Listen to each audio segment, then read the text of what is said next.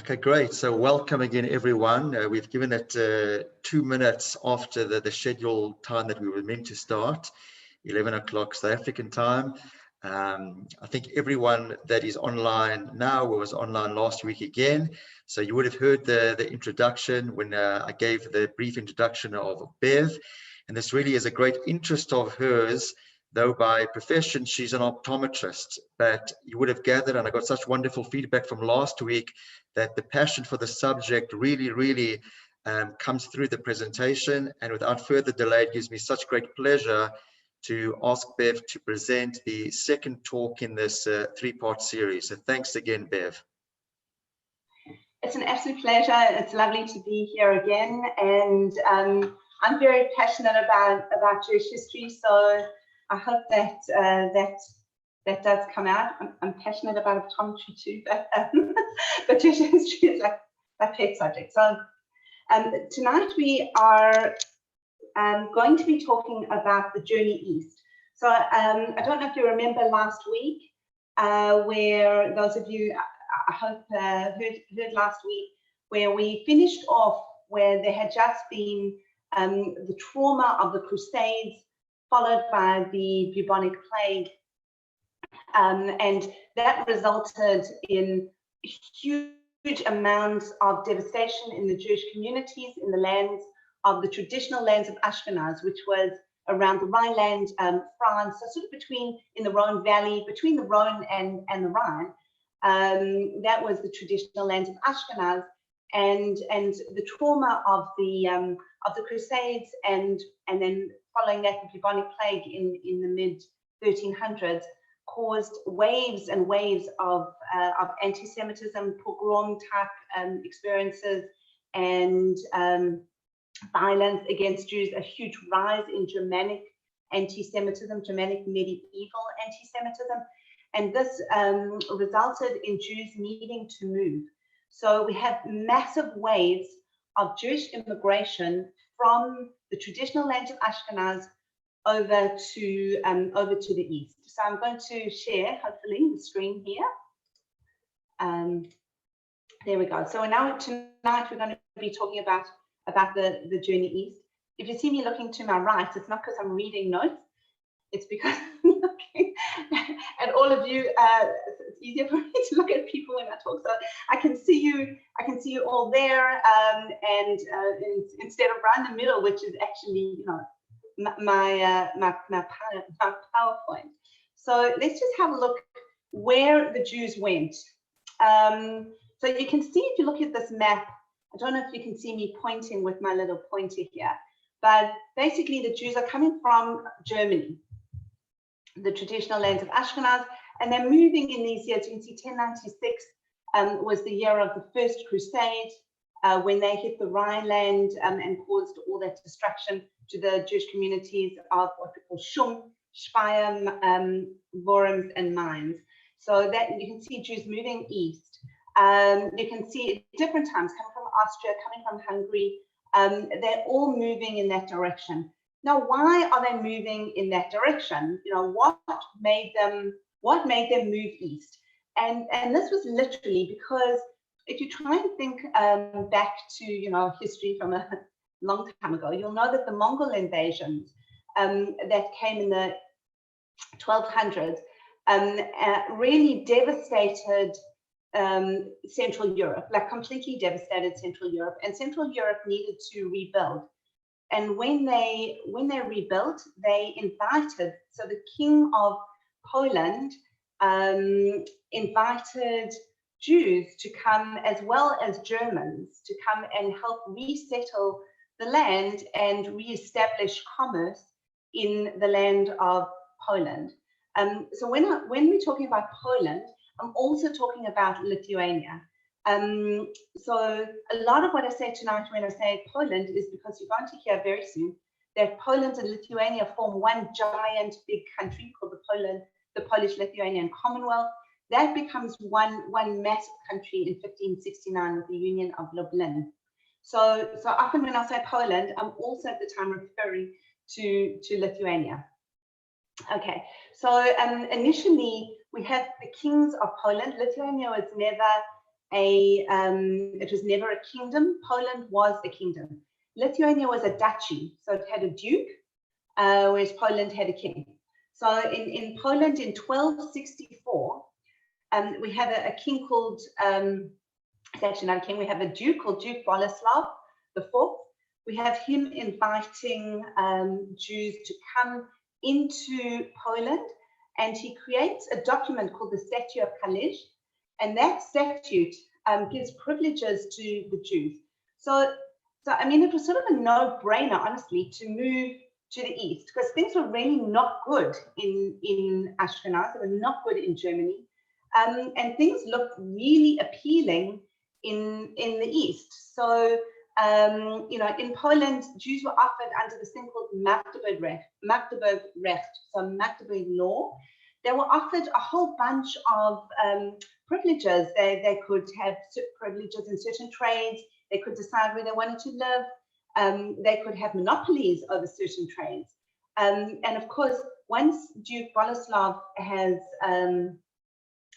granted the statute, it also comes with legal documentation that says, look, the Jews are allowed to live here and they're a protected people. Now, I mean, so if you were living, you know, in Germany, why on earth would you not go to Poland?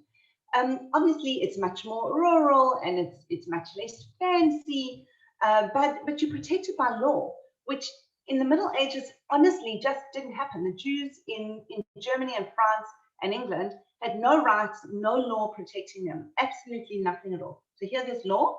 And then in 1334, there was a very great king called Casimir the Great, Casimir III, and he ratifies the Statute of Kalej and he adds to it.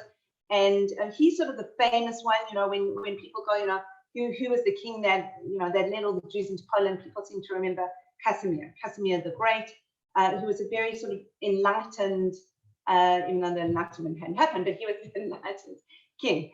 And he invited more and more Jews to come in. So if you look at that map, you'll see the years that Jews are coming into Poland, sort of, you know, ranges over a 400-year period with Jews coming into Poland and also coming into Lithuania. Now, Lithuania a little bit later as a country lets Jews in with laws and with rights.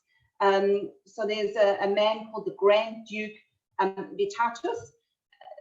Vytautas also invites Jews into Lithuania and gives them laws very, very similar to what Boleslav had provided. So it's sort of a statute of rights, where he's sort of giving them, like, not citizenship, but he's calling them like sort of like citizens of the place. They're allowed to live there, they've got permission, and they've also got protection from the king. So actually the Jews living in Poland and Lithuania until the 1600s, mid-1600s, don't really run into any sort of anti-Semitic problems that's happening all around the world. It's sort of a peaceful place generally for Jews to live. As I said before, simple, but peaceful. And after everything that the Jews had experienced in the Middle Ages, peaceful was pretty much, you know, what they wanted. So it also became much more attractive after 1453, when you've got the fall of Constantinople, and now you've got Turks in what was the Byzantine Empire, which has now become the Ottoman Empire. Jews had a very good connection with other Jews from other countries, and we spoke about this before. If you want to trade with another country, you need people that can speak the language of people in the other country and can communicate with them, can trade with them.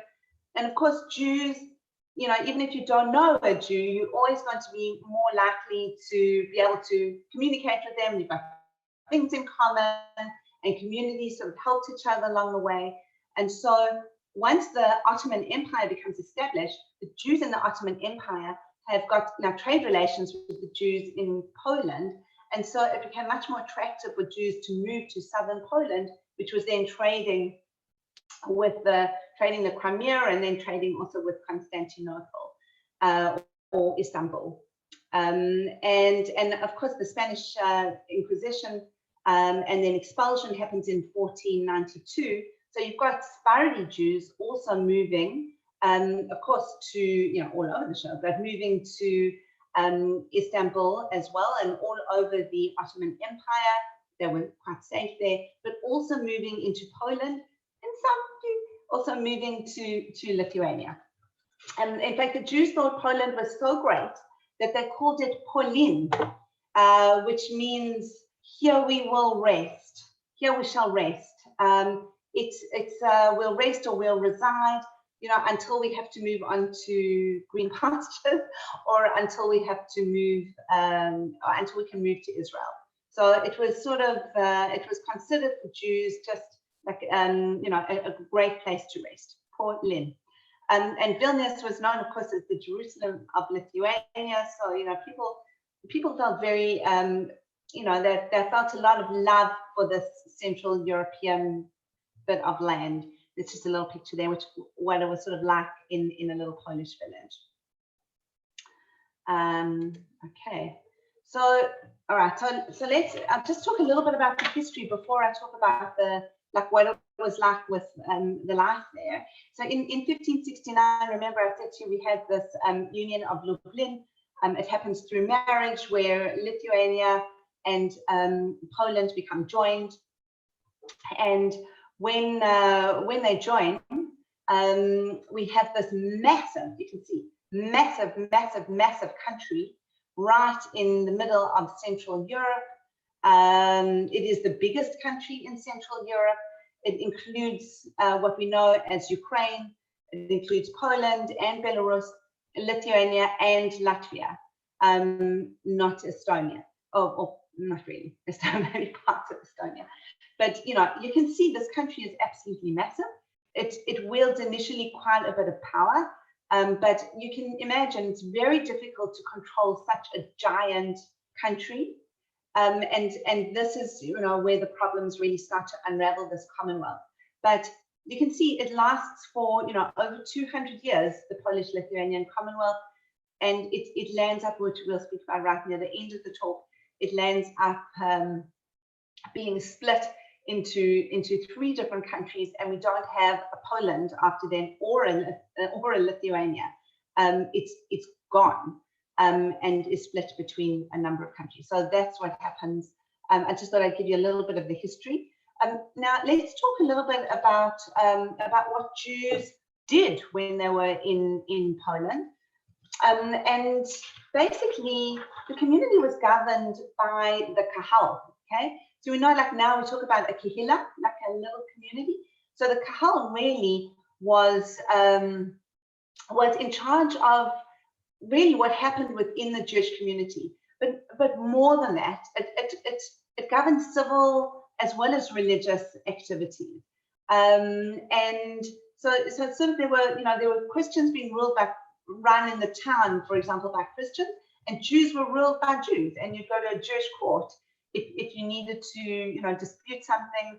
It wasn't only religious matters, civil matters too, and of course taxes. The Kahal was responsible for getting money, but it was also responsible for shchita, and it was responsible for schooling, and it was responsible when schooling had, and the mikveh. And then of course you've got all these kahals, and each one was having arguments with the next one.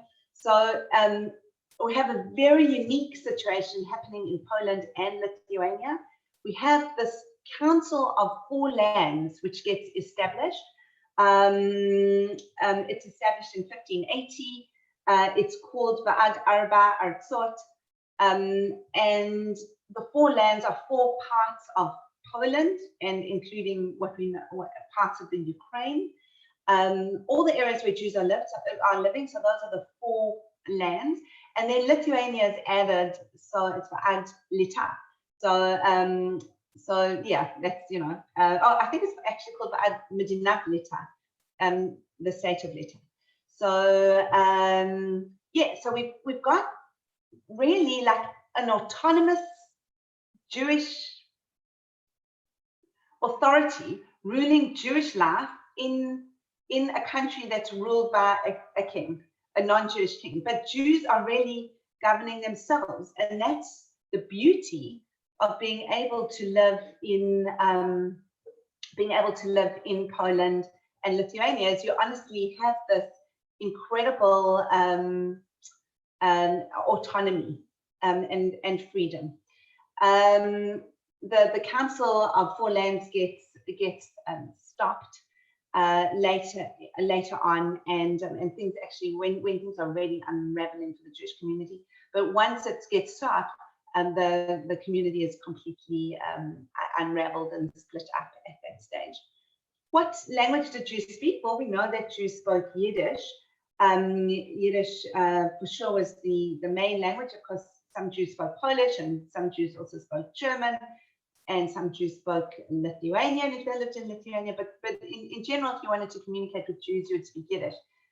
We spoke last week how Yiddish developed from High German, including Aramaic and including Hebrew, and also it also incorporates Slavic words, especially Eastern Yiddish. So they've become two forms of Yiddish: Western Yiddish and Eastern Yiddish. The majority of people in the world today that speak Yiddish are speaking the Eastern form of Yiddish, and of course that's including a lot of Slavic words because it comes from Poland and Ukraine and Lithuania. Okay, so yeah, books are also published in Yiddish and schools in Yiddish, and a lot of women are reading Yiddish as well. Important to know about the shtetl. I've got like a little picture here of like a little village. I mean, think of Fiddler on the Roof. That's your shtetl. So Jews tended to live in little villages. Of course, we'll talk later about the Pale of Settlement, but when they live in the Pale of Settlement, for sure, they're in these tiny little villages. Jews generally didn't live completely rural lives. That they were not farmers. They were living in small towns and were mostly craftsmen or traders, or they were dealing in sometimes in money lending, but very much in land leasing, which we'll discuss also later. Land leasing to the peasants, innkeeping, alcohol trade, and just general sort of small trade as well. And they tended to live in these tiny towns. When they did live in a city, I mean, for sure there were Jews in Kovno, there were Jews in Vilna, and there were Jews in Krakow, and there were Jews in Warsaw, and there were definitely Jewish quarters in these cities, or like towns, but they became cities. There were Jewish quarters, but Jews didn't have to live in the Jewish quarters. They chose to live in the Jewish quarters. Why did they live in the Jewish quarters? Because it was safer, firstly. And also, why do we choose to now live in a Jewish area? Because that's where the infrastructure is for Jews. So Jews had the same sort of choice there. They weren't restricted to living within a ghetto like they were in Western Europe. They could live wherever they wanted, but they tended to live in the Jewish quarter. And if they were in a more rural area, they were living in a shtetl.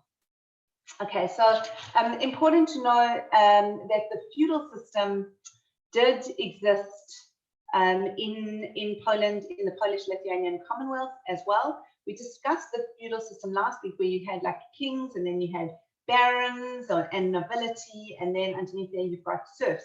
And we said the Jews really didn't fit into the feudal system, and that was actually a lot of the problem in the Middle Ages. There was no one really protecting the Jews. The Jews were the chattel of the king. But in Poland and Lithuania, you've still got that feudal system pyramid where you've got the serfs at the bottom, and then you've got the nobility, and then you've got the king. But the interesting thing is, I'll just, oopsies, I'll just stop sharing for a moment. The interesting thing is that even though you have a feudal system, Jews sort of have a place in this feudal system. They don't fit into the pyramid, but they're very, very closely aligned with the nobility and with the barons and the heads, the owners of property. So Jews themselves were not nobility, not at all, and they were not serfs. So they didn't work on the land, but they were very, very closely connected. So they were part of that triangle, but they're like a tiny little attachment on the side of the triangle. And because of that little attachment, they didn't just have protection from the king, they also had protection from the nobility. It was like the nobility's responsibility to protect the Jews. The problem is then you've got this massive amount of serfs sitting at the bottom there, and because the Jews are the middlemen, that's going to put the Jews in a very, very precarious situation, and we're going to see that later. What happens to Jews being the middlemen? It's never, ever a safe place for Jews to be. Okay, so what else were Jews doing? Well, Jews like to study, and of course there were many yeshivas that started. Now, let's not get confused with the whole yeshiva system that then starts in Lithuania very much later. We'll talk about that as well. That's a whole movement that then starts in the early 1800s. But earlier than that, in the 1500s, we've got yeshivas that are actually starting in Poland, usually not Lithuania. So we always think of yeshivas in Lithuania, but in the early days, it's yeshivas in Poland. And whereas you were getting scholars coming from Germany to Poland to come and teach people, it starts being the reverse. People are learning more in Poland and are starting to shift over towards Germany to teach in German lands. So the center yeshivas are really starting in Poland, and we've got lots of yeshivas, especially in Krakow and Lublin. Our main, we have, I'll just mention some rabbis. Don't get confused, there'll be a lot of rabbis' names. So don't get too confused with rabbis' names. I'm going to see if I can share. That way, I might have some of them here. Let's get some. Here we go. Okay. So I've only written down the main ones that you'll remember because you've seen the pictures. But we need to also mention that there was a rabbi called Rabbi Yaakov Pollack. So Pollack, like from Poland, and he was a Polish-born Talmudic scholar who started the system called Pilpul. I don't know if you've heard of Pilpul, all of you, but it's a very sort of convoluted way of getting to a conclusion in Talmudic studies. So it would be like if A leads to B and B leads to C and C leads to D, then A leads to D. So you can get you might get the wrong conclusion, but it's really very good for your brain. And this became a very Polish way, a Polish yeshiva way of studying Torah and studying Talmud. Rabbi Pollack then has a disciple called Rabbi Shachna of Lublin. He starts the main yeshivas in Lublin. I've been to Lublin and I've seen where the Chachamei Lublin, where the main yeshiva there was insane, even now to see what it was, just before the Holocaust. Unfortunately, it all got destroyed. But Lublin was a huge center of learning, as was Krakow. And in Krakow, you get one of the most famous Polish, well, probably the most famous Polish rabbi is Rabbi Moshe Isserles, who we know as the Ramah. He had a yeshiva in Krakow, Krakow, it depends how you want to pronounce it. Basically, what he did was he took the Shulchan Aruch, which had been developed during his lifetime, and he layered on top of the Shulchan Aruch, because the Shulchan Aruch, written by Rabbi Yosef Karo, was really for Sfardim. And what he did was he layered on top of the Shulchan Aruch the Ashkenazi customs and ways of doing things. So by doing that, it allows Ashkenazim to read the Shulchan Aruch and to it all makes sense to Ashkenazim as well. And it makes it a universal code of law rather than saying, you know what, that's your code for Sfardim and we've got our own code for Ashkenazim and, we'll never the two shall meet. Instead of doing that, he was very humble. He had actually developed his own code before the Shulchan Aruch got published, but he didn't actually bring it to the fore. He just added tiny little bits onto the Shulchan Aruch. So those are for Ashkenazi customs, and he called his book Hamapah, so the tablecloth. So the Shulchan Aruch is the table, the set table, and Hamapah is the tablecloth that comes on top of the Shulchan Aruch. Very famous. I found this picture on the internet, a picture of his grave. I've been to his grave in Krakow. There are tons of people all the time visiting his grave in the Jewish cemetery actually, interestingly enough, not only Jews. Yes, as many of the cemeteries in Poland had lots of non-Jewish people visiting there. Okay. Ooh, everything comes to an end, right? Okay, so I'm going to talk now. We've done all the nice things in Poland and Lithuania, and the bad stuff starts. So very important. I'm just going to go back. I'm going to stop sharing for a second and talk to you a little bit. Okay, so remember we spoke about the feudal system. Remember we spoke about the land leasing.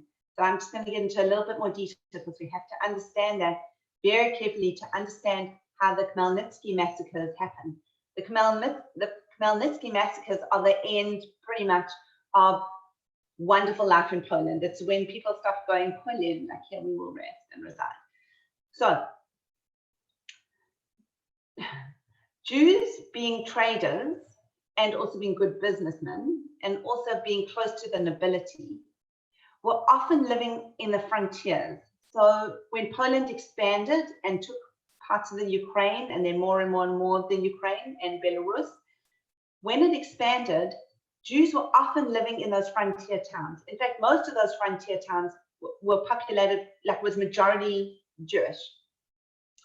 And they had inns and they had taverns and whatever. And they leased the land from the Polish nobles, and this was called the arenda system. The Polish nobility owned huge tracts of land, like massive tracts of land in Ukraine, and this was called latifundia. I'm giving lots of words. Okay. So latifundia, big pieces of land, and the arenda system is this land lease system. So Jews would lease the land, and then they would have to like make sure that everything worked well on the land, including being in charge of the serfs that were on the land. Now, if the serfs were poor, right, they had hardly any money, and they're working for the nobility. And if you're a serf and you're very poor and you work for the nobility, and the Jews are the ones that are coming to say, look, I need your rent, I need your taxes, you need to pay us to go on this bridge. If you want to farm, if you want to fish in that fish pond, you have to pay us. Because this is how Jews made money, is basically they took over the lease and then they got whatever profit in excess of what they had to pay to the nobility. So the nobility basically had the Jews in a vice, because they would say, look, this year you need to accumulate on this piece of land, let's say 3,000 zlotys. So it was very difficult to get those 3,000 zlotys. But if the Jews made 3,500 zlotys, then they could get 500 zlotys. So this is pretty much how you made money in the arenda system. But if you're a peasant and working on the land and you're poor and you have absolutely nothing at all, and the Jews all the time demanding everything of you, the one you're not going to like is the Jew. It's not so much the Polish nobility that's making the Jew do all of this. That's the person you don't like. It's like your landlord, right? The person that's coming to get rent from you is the person you don't like. You don't actually know who owns your apartment or who owns your house, but the Jew is the one getting the rent. So they were the ones that got the flack, and the serfs were angry. The other problem was that the Polish nobility, or Poland was really a Catholic country, and the people in Ukraine, who were like the serfs, the peasants, they were mostly Russian Orthodox. And there was a lot of animosity between Russian Orthodox and Catholics. And they felt all the time that the Catholics were trying to convert them. And, you know, into this big country that was the Polish-Lithuanian Commonwealth, was a Catholic country. And of course the serfs were, you know, Russian Orthodox. So there was a religious problem, there was a financial problem, and Jews didn't have, you know, they weren't friends with the serfs, they were like their landlords, right? So there wasn't a lot of, like, you know, good communication between the two. So when you get this like massive group of people that are angry and need to vent out, when they have a strong leader, like a man like Bogdan Khmelnytsky, who got all of them together and said, all right, let's go and let's just kill the Jews. and then we won't have to pay rent anymore. So they didn't just kill Jews. Of course, they killed, well, they tried to kill nobility as well, but you know, the nobility weren't there on the ground. The Jews were there on the ground. So they definitely got you know, Catholic clergy. They got Jews. They did get nobility as well, because these massacres that went from 1648 to 1649, and actually all the way through to 1651, and even 1653, depending on how you look at it, they ultimately go, you know, the whole of of Ukraine into southern Poland. They even make it up north to Lithuania, and massacres on a gigantic scale. We didn't see anything like those massacres until the Holocaust. It was massacres on a similar sort of scale. I'm not going to talk about them, but you can look up stuff. Horrific, like properly horrific. And so you've got Jews on the run. They had to leave their towns. Very often the towns were, you know, they made a ring around the towns so the Jews couldn't get out. They tried to take refuge in some of the castles that were owned by nobility. The nobility often took them in, but then they were also killed, you know, by the hordes that were trying to kill them as well. It's very hard to actually imagine, but imagine rioters running wild, absolutely wild, and just like, you know, indiscriminate killing and murder all around. And so Jews trying to move from town to town to town, trying to find refuge. Jewish communities were completely disrupted. So that whole kahila idea, kahal, like gone. Towns on the southern flank, on that southern border, like decimated. And the structure of life changes forever in Poland. It will never be the same, and Lithuania. It will never be the same, and Jews will never forget those years. We call those years Tach B'Tat, and that's 1648, 1649, the Tach B'Tat massacres, the Bogdan Khmelnytsky massacres. Sadly, Khmelnytsky is actually a Ukrainian hero. They still consider him a hero. There's statues to him in Ukraine, and you know, because he sort of rescued the serfs, I guess, and tried to get rid of the Polish nobility. But for Jews, he was, you know, he was like Hitler Yamach Shemor, so terrible man for Jews. And so we get a whole restructuring of the Jewish communities after then, and this actually changes Jewish life dramatically, and has implications and repercussions for many, many, many things that then start to happen. I'm going to start sharing the screen if I can. Okay, share. Okay, so that's Tach B'Tat. Now, okay, so all around the world, the Jewish world, people are now in shock. They've heard about these Tach B'Tat massacres. They can't believe it's happened. Actually in the year, so they thought 1648 was supposed to be, like the Kabbalists had calculated, it was supposed to be the year that Mashiach came. And so like the Jews were sort of ripe for redemption, and then this happened. And you can imagine what it was like around the Jewish world. People were in shock and disbelief. And so unfortunately, false messiahs make have had a presence in Jewish history for a long time. But there's a series of false messiahs that then come, the biggest one being Shabtai Tzvi, because this totally disrupts the Jewish community around the world. It changes how Jewish people think around the world, and it ultimately leads to many, many events, like entire chains of events that then happen for the next, hundreds of years after Shabtai Tzvi. So I'll tell you a little bit about this man called Shabtai Tzvi. So he was born on the 9th of Av, right? He's born on Tisha B'Av in Smyrna or Izmir in the Ottoman Empire. He was a very talented student from a very young age, very smart. People thought he was definitely destined for the rabbinate. But then they started to realize that he was a bit strange. And he actually landed up flouting a whole bunch of halachot and being very public about flouting these halachot. And he lands up being banned by the rabbis of Smyrna, who get rid of him. And he goes from place to place. It's very charismatic. And definitely now we know with Shabtai Tzvi that he had a bipolar psychosis.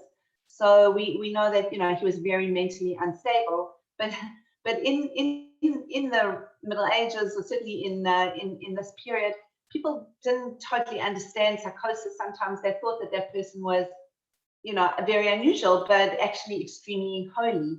So even though he was very charismatic, he got banned in most of the places that he went to because people realized actually he is much more strange than he is holy. Anyway, he manages to get to Israel, and he meets a man there called Nathan of Gaza. And Nathan of Gaza is a very highly respected, he's a highly respected man. He is considered a scholar, very good scholar. And Shabtai Tzvi goes to visit him, and Nathan of Gaza says to him, you know what, all the things you're telling me, you are the Messiah. And he goes, well, I must be then. So he then thinks he is the Messiah.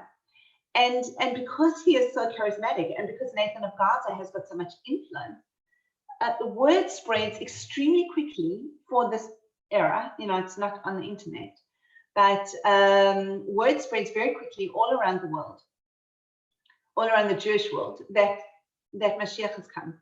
So even though there were many very skeptical rabbis who said, seriously, this is not Mashiach, they got shut down by the mobs of Jews around them who said, we've got Mashiach coming. And they had to be very careful about what they said, because people honestly believed that Mashiach had come. And they, including selling their houses, preparing to go to the land of Israel, telling all their Christian neighbors that the Mashiach had come. And so they were, taunting their Christian neighbors, basically, because now Mashiach had come and everything that we've been hoping for is happening. People have gone crazy, but it was like mass frenzy, surrounding Shabtai Tzvi. What actually happens is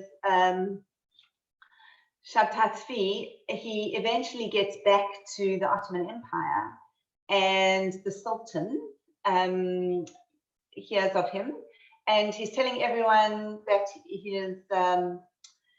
he's going to take Jerusalem back from the Sultan, and because he's Mashiach. He, at the same time, he's banned a whole bunch of laws. Like he said that, no Tisha B'Av, no 17th of Tammuz anymore. We don't need that. He changed. He obviously flouted kashrut laws in front of everyone and told them also to do that. People believed him, except the Sultan. So the Sultan captures him basically and says, "Okay, well, I'm going to give you two choices. Either you convert to Islam, or you die." And he says, "Okay, I'll convert to Islam." So he converts. The people that people thought was the Mashiach converts to Islam in 1666, and he becomes a Muslim. Becomes Muslim. His name is Aziz Mehmed Effendi, and people are still believing that maybe he is Mashiach, and this is like what he's supposed to do in the pre-steps towards the ultimate redemption. They couldn't let it go that he was not Mashiach for a long time. So there was one group. Other groups were so devastated with what had happened that they just lost faith completely in Judaism. And there were other groups that then turned inwards. So inwards on themselves, anybody who appeared to be having any sort of, anything unusual or promoting Kabbalah, even if they were like really very pious and very real and very true, and it was the truth that they were saying, those people were often not believed by the rabbinites, because now they didn't trust anybody because of what had happened with Shabtai Tzvi. So it has huge ramifications for many Jews. In fact, all the machlokas that then happens following this between rabbis and between communities, a lot of it is to do with, was the person a Sabbatean? And this goes on for years, where people are accused of being Sabbateans. And a Sabbatean really is a believer in Shabtai Tzvi. Okay, now we'll look at the next section, which is what happened in Poland, because now they've just had the Tach massacres. They've had the story of Shabtai Tzvi. They know that Shabtai Tzvi is not Mashiach. And they're very, very disillusioned. The Jews living in the Ukraine, so this is Ukraine is huge, and part of what are now Ukraine was actually proper Poland then, like Galicia and those areas. But down in the sort of the real eastern parts of the Ukraine, Jews were very, very poor, very disillusioned, very unlearned, and sort of the rabbis of the time were basically appointed if they could pay for the role. So it didn't matter if you were a good rabbi or a bad rabbi. If you could pay for the role of being a rabbi, then you were the rabbi. And so people just didn't have good rabbis, and they sort of lost faith in their rabbis. And it was, I guess, ripe for something new. So again, this is a time when new people are thinking new ideas. It's the end of the 1600s. Around the world, there are new ideas happening. We've got the Enlightenment happening in Western Europe at this time. And of course, there's new ideas happening in southern Poland, Ukraine as well. And we have the rise of Hasidus. So Hasidism, Hasidut, however you want to call it, it begins with a man called the Baal Shem Tov. We don't have a real picture of the Baal Shem Tov. I've got this picture, but I don't think it's really what the Baal Shem Tov necessarily looked like. The Baal Shem Tov Rabbi Yisrael ben Eliezer, born on the 18th of Elul in 1698. And in the Polish, so it's still Polish-Lithuanian Commonwealth, it's not called Ukraine, but it's in the Polish province of Podolia. Podolia then becomes Ukraine. And it was a very poor area. He was called a Baal Shem. A Baal Shem was actually a master of the holy name. So he had talismans, and he sold them, and he was known as a holy man. But essentially, he was a laborer. So he was working, laboring very, very, very hard. He was orphaned at a very, very young age, and he was a very charismatic speaker. People were absolutely drawn to him, and he developed this concept of Hasidism, where there should be joy in worship, where you should be close to Hashem in all ways. And it didn't really matter if you sat studying in yeshiva all day. You could be a poor person with very little learning, but you could still be close to Hashem. So spirituality was everything for him, and it was all about prayer and becoming and joy and spiritual elevation through prayer. And he appealed to the masses, and he started, people started to flock to him He himself, I guess, never really saw the fruits of what he initially created, but he had a disciple called Rabbi Dov Ber. He is the Maggid of Mezerich, and Dov Ber then is the one that teaches all the next generation of leaders, and all these leaders become Hasidic dynasties in themselves, and they create Hasidism as we know today, where you have a Rebbe and a huge following that's following that particular Rebbe. And each branch of Hasidism really is slightly different. They're going to have, some are going to place more emphasis on learning, some are going to place more emphasis on prayer, some more on spirituality, some more on Kabbalah. So it just depends on where the dynasty sort of went as to what became of their followers. Did Hasidism get to Lithuania? Yes, absolutely.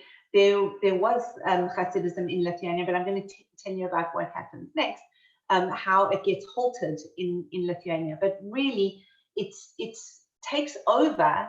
It takes over the masses in Poland and in Ukraine, and certainly southern Lithuania as well, and even parts of Belarus become heavily Hasidic. That's at the bottom there. That's a picture of Rabbi Shneur Zalman of Liadi, who is the founder of the Chabad movement. Where Chabad is very big in Australia and Melbourne, where we live. But yeah, it's now like probably one of the biggest Hasidic movements. But it's actually really developed in Lithuania, and so it's quite different from some of the other forms of Hasidism, and it's sort of more lit back than other forms of Hasidism, which may have moved down further south and even into Hungary.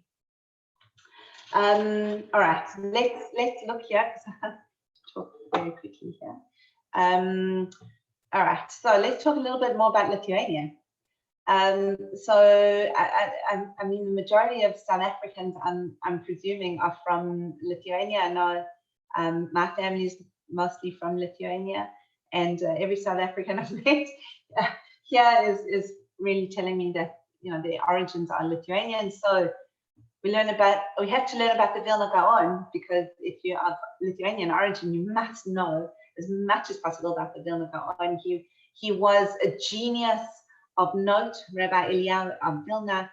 He's born in 720 to 797. So you can see he overlaps the period where the Baal Shem Tov is, and of course Rabbi Dov Ber, the Maggid of Mezerich, and even Shneur Zalman of Liadi, and they come to there's a lot of conflict between Hasidism and the followers of the Vilna Gaon, who are called the Misnagdim. So Misnagdim is not such a nice word, like we call ourselves Misnagdim or Misnagdim, but it means opponents. So the Misnagdim were the followers of the Vilna Gaon who opposed Hasidism, and the opposition got very on both sides, got very bad. They would really insult each other very badly, and often called in the Russian government to intervene, which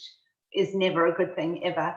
But so the Misnagdim and Hasidim unfortunately fought out their battles for a long time until they decided that there was another threat, and the other threat was actually coming from the Haskalah, from the secular enlightenment that had traveled from the west to the east, and that was much more of a threat to religious Judaism than each of them were to each other.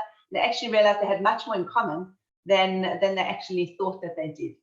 But the Vilna Gaon, of course, very respected leader, undisputed leader of Jews in Lithuania during his lifetime. He never had He never had a shul or a community of his own or a yeshiva of his own, but he was the undisputed leader. The reason was, unlike the Baal Shem Tov, who was very charismatic and spoke, volumes, he was a very quiet man who was very closed. He was very private, didn't hold big audiences, but extremely, extremely, extremely learned. So, if anyone had a question about anything, he was the go-to person. He managed to correct all sorts of errors that had got into the Talmud over the years due to copying errors. He managed to fix it. I mean, he was so brilliant that he managed to do all of this without much school education either, and without much yeshiva education. He did it all himself. He didn't need a teacher. He also, lived very, very frugally, believed that every second of one's day should be spent studying Torah. He got very little sleep, very little sleep, and the only time not spent studying Torah was, in the bathroom. So basically, he felt that every second of the day should be spent delving into Torah.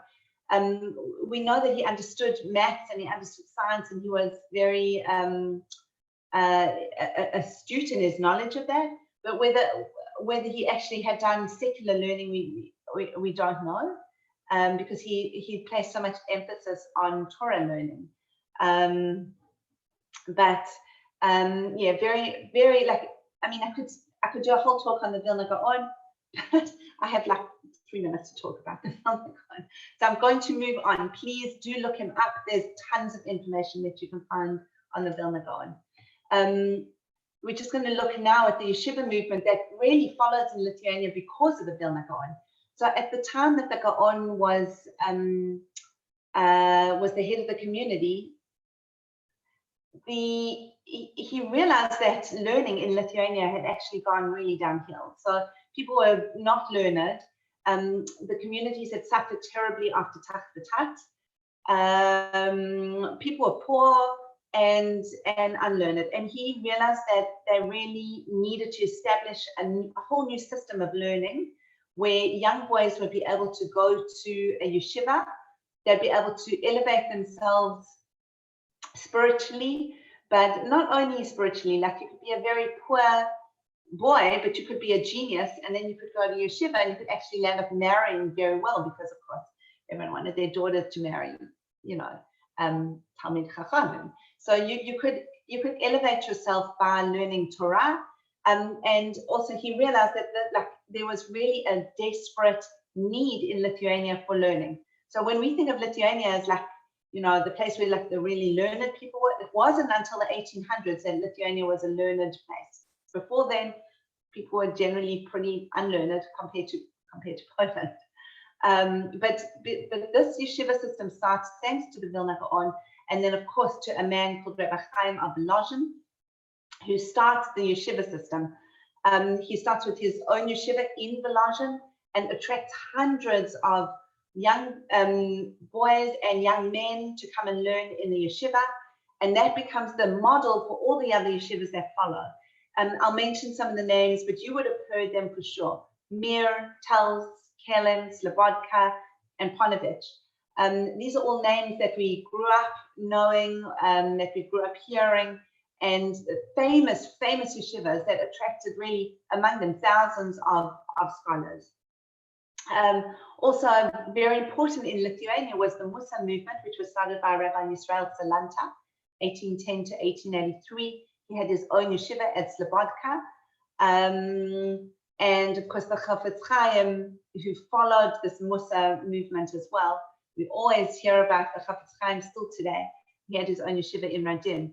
The Musa movement, of course, was very much looking at building your own ethics, building yourself to be spiritually higher, to be very modest, to be less materialistic, and to be able to I mean, again, you could do a whole talk on this, but just it was, instead of just looking at the, you know, at how much Torah you were learning, they said you've also got to look at the person. You have to look at how spiritual and how ethical and how good the person is. You have to really develop your midot, not only learn Torah, but of course his students did learn Torah and they worked on midot.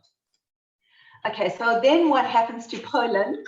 I've got like a few minutes to tell you what happens to the Polish-Lithuanian Commonwealth, which was this country that went for, you know, 200 and something years. Unfortunately, it was weak, right? It was so big and everyone wanted a piece of it. We have Russia on the east, who was constantly fighting wars with Poland and with Lithuania. You've got Prussia on the west, again, had real designs on Poland, and Austria down south, which wanted Poland too. So between Germany, Prussia, so Germany wasn't a big, you know, a whole unified country yet. Between Prussia and the Austro-Hungarian Empire and Russia, they broke up Poland between themselves, and until there was no Poland or Lithuania left, or Ukraine. It started, you can see this one over here, in 1772. Poland is purple, if you look at that map. So they broke off parts of Poland. It's in these areas around here, like where the borders are. Russia takes that, Austria takes Galicia, and you know, Prussia takes Silesia, and then they start taking more. It's not enough for them, so 20 years later they want more, and Poland's now this like little thin country in the middle. Poland, Lithuania, and by 1795 there's none of Poland left. And you know, how you landed up in the Jewish community really depended on where you were. So if you landed up being taken over by Prussia, then most likely you were in a decent position because the Enlightenment had come to the West. By that stage, Jews were already almost at the stage of getting, you know, citizenship and emancipation. The enlightened despots of all those three countries had designs of what they wanted to do with their Jews. So Prussia really wanted to make their Jews useful citizens, and so went about trying to secularize them and trying to get them very included in Prussian life. The Austro-Hungarian Empire, if you happen to be living in Galicia, in places like Lvov, then you were taken over by the Austro-Hungarian Empire. They also were, you know, much more. They developed the towns. They made Jewish life much better there than it was if you were living under Russian rule. And of course, many Jews went to, you know, became very much part of the Austro-Hungarian life structure. They fought in the army, but, you know, sort of proud soldiers in the army. Whereas Russia, unfortunately, if you were taken over by Russia, Russia hadn't had Jews living there, you know, at all since the 1400s. They didn't know what to do with Jews, and so Catherine the Great basically said, well, look, there's a whole bunch of Jews living here. We don't want them. So we're going to confine them into an area. They can't come into Russia proper. They have to live in this area called the Pale of Settlement. And she literally confined Jews to living in this area. You couldn't live rurally. You had to live in a shtetl. You couldn't live in certain towns, but you could live in others. You couldn't have certain professions. She could move you around at will. There were constant pogroms in the Pale. There was compulsory conscription to the Russian army, sometimes for 25 years. Those were those awful Cantonist laws. I'm going to stop sharing because now you've seen the Pale. Oh, you can see if you look over here that it ends over here with Kovna. So this is of course, Lithuania is very much in the Pale, as is most of Poland and Ukraine in the Pale, but Latvia is mostly not in the Pale. Okay, Latvia, because I'm sure there's a few Latvian descendants there as well. So Latvia was Kurland and also Latgalia, Livonia. So Latgalia became part of the Pale. Kurland and Livonia never, if people were from Riga, they were not in the Pale of settlement. But those people that were from Vilna, from Kovna, and from Belarus, they were all in the Pale. And terrible life in the Pale. Terrible, terrible. Poverty-stricken, pogroms, and cantonist law, which meant recruitment to the army, sometimes for 25 years, and that was the end of your Judaism. If you even made it out alive, you didn't make it out Jewish. So I'm going to stop sharing for a second here. So we've got the Pale of Settlement, which means that Jews were living a miserable life in the Pale and needed to move. In fact, Russia was quite happy to get them to move. And so literally millions of Jews moved out of the Pale of Settlement in the late 1800s and moved west. So we've got Jews that are moving, back to the traditional Ashkenazi land, back to Germany, back to France. We've got Jews moving to America. We've got Jews moving to South Africa. We've got Jews moving to Australia and to South America. So next week, we're going to talk about those movements back west. What happened in the West at the time, and what forced these movements, and what it was like living in the West. And so we're going to talk about the Enlightenment, the Haskalah. It's a very interesting period as well, and that leads on to the modern period. I haven't touched tonight what happened in the Shoah, what happened in the Holocaust, because there's a whole other history that then happens from I've sort of finished off here in the early 1800s or mid 1800s. There's another entire history that then happens until 1939 and 1940. If you want at some stage, I'm very happy to do a further history of Lithuania and Latvia. I've just spoken to the rabbi here in Melbourne. They want me to do a talk here, so I'm happy to do it in time if you're interested in knowing what happens following this partition and the Pale of Settlement. But hopefully see you next week to learn about what happens on the journey west. If anyone has any questions that they want to ask.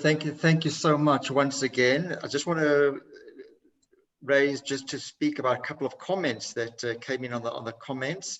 Adele just mentioned that they just minted a coin in Lithuania to commemorate the Vilna Gaon's birth.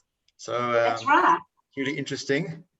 That's right. This year was actually supposed to be in Lithuania, which is actually fairly can be quite anti-Semitic and all sorts of problems now in Lithuania. But interestingly enough, Lithuania this year made it the year of the Vilna Gaon, which is amazing. And they actually put out a lot of information. If you go on Google and you look up Vilna Gaon, you'll actually find a lot of sites coming from the Lithuanian government, sites on the Vilna Gaon, and good sites actually on his life.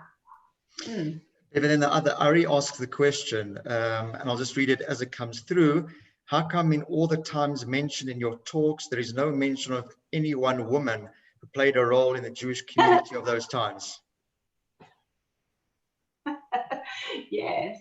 Well, it would have been nice if there were women mentioned throughout history. So, of course, women are playing a very active role in Jewish history, but of course we don't know too much about many of them.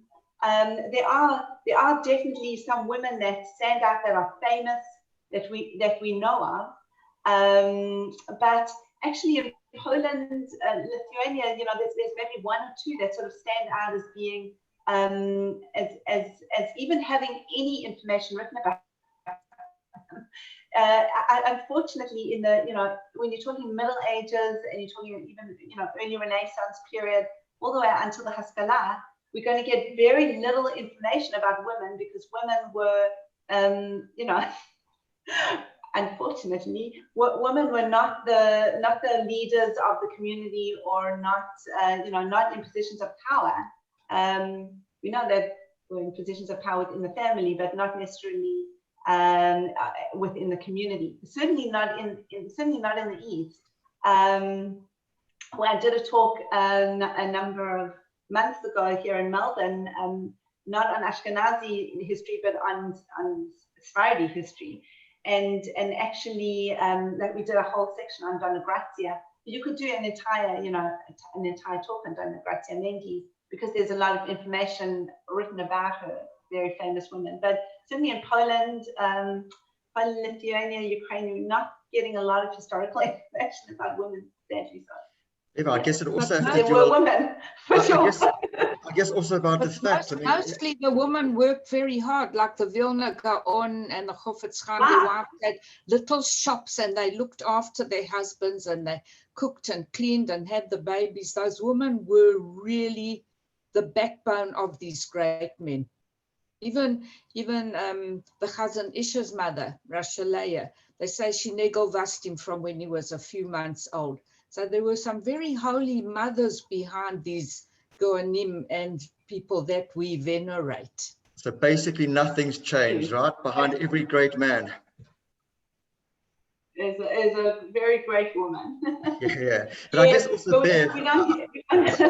But I suppose we also have to do. I was going to say, we just don't have too much historic information about them. Not much was written about women then. But as we get into modernity, we see much more written about women. Yeah. But even then, we don't. Last week I mentioned Rashi's daughter. But there's books now written about Rashi's daughters, but a lot of it is surmising the information. It's not based on any written documentation that we have on Rashi's daughters. Very little there. I know it's very late now in Melbourne time, but if there's maybe one or two more questions, if anyone wants to just unmute and please ask. Okay, great, Bev. I think you've covered it all once again, and just thank you so much for your time, and certainly once again the passion certainly comes through over the screen. I'm sure in person it would be even more dynamic. Please God, maybe there'll be such a time, but we certainly look forward to next week's talk, and the fact that you've already opened yourself up for a follow-up invitation. I know I already had someone privately message me here to say, can there possibly be a talk about Lithuanian Jews coming to South Africa? But please God, we'll be in touch with you in the future. And on behalf of everyone, I'm sure just a huge thank you again for your time. And we so look forward to next week. Norman's giving a clap. I'm sure everyone's giving a round of applause as well. So thank you so much, babe. We look forward to next week. Thank you so much. Thank you. Looking forward to next week too. Bye. Bye, everyone. Thank you. Bye, everyone. Bye, everyone. Thank you very much. Bye. Thank you.